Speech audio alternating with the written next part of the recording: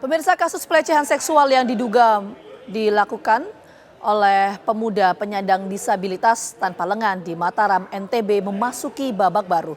Polisi mendalami 2 mahasiswi lain yang diduga menjadi korban IWAS.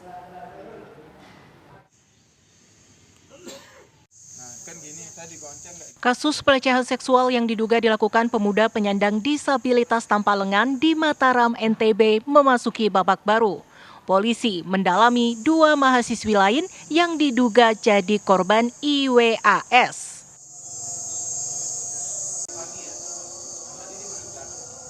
Dua korban yang kasus yang ini tadi, dua korban yang sebelumnya sudah kita lakukan pemeriksaan. Sekarang memang dia sebagai seorang mahasiswi dan berada di Sumbawa, memang orang Sumbawa. Yang lain akan kita dalami karena kita dapat informasi baru masuk ke KDD terkait dengan viral-viral, ternyata ada yang merasa menjadi korban, itu yang akan mungkin kita akan dalami. Apalagi, berarti akan ada korban lagi. Ya, kalau korban itu melapor pasti akan kita lanjuti. Tapi paling kita sebagai petunjuk kita bahwa ada korban lain. Syarif menambahkan IWAS menggunakan modus yang sama kepada para korbannya.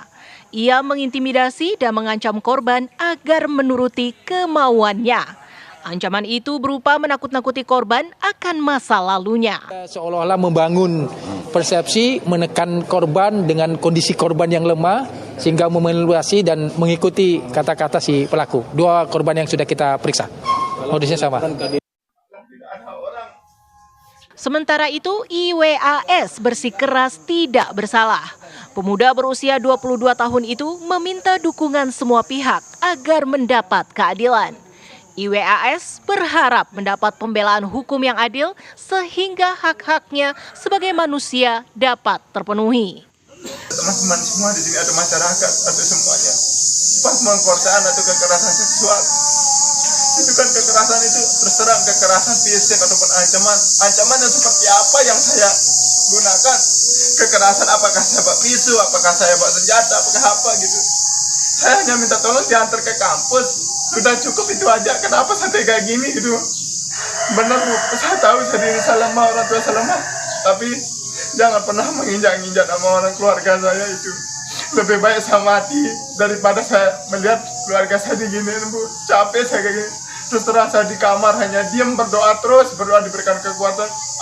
IWAS sudah hampir 20 hari menyandang status tahanan rumah. Penahanannya dapat diperpanjang untuk kepentingan penyidikan. Dari Mataram, Nusa Tenggara Barat, Herman Zuhdi, TV One mengabarkan.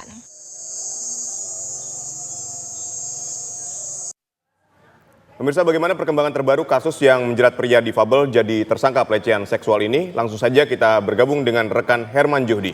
Herman, apakah betul korban ini diduga lebih dari 2? Dan juga Litya dapat kami kabarkan bahwa memang penyidik dari Subdit 4 Direktorat Kriminal Umum Polda Nusa Tenggara Barat terus mendalami kasus keterlibatan dari tersangka disabilitas IWAS atau alias Agus ini untuk mengetahui siapa saja korban-korbannya, dan dari hasil pengungkapan bahwa ada terdapat 10 lagi korban dari 3 korban sebelumnya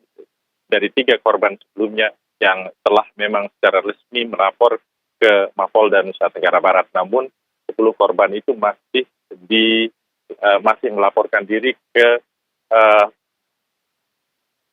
Komisi Penyandang Disabilitas KDD Nusa Tenggara Barat, untuk kemudian nanti secara bersama-sama akan melaporkan ke Mapolda Nusa Tenggara Barat.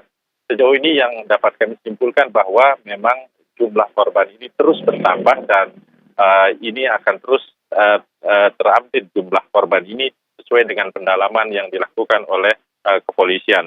Selain itu, beberapa menit yang lalu, tim penyidik dari Subdit 4 Mapolda Nusa Tenggara Barat mendatangi rumah tersangka IWAS ini alias Agus ini untuk melakukan mengambil keterangan, termasuk diantaranya memberikan surat perpanjangan masa penahanan yang hari ini habis, dan tersangka IWAS ini sudah diperpanjang masa penahanannya.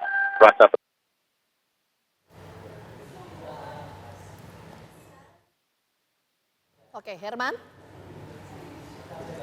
Oke, tadi Herman menyampaikan bahwa sampai saat ini masih didalami, ada kemungkinan korban ini lebih dari 2. Tadi yang disampaikan oleh Betul Herman. Nanti sekali. kita akan tunggu bagaimana perkembangan penyelidikan. Terima kasih Herman atas laporannya. Selamat bertugas kembali.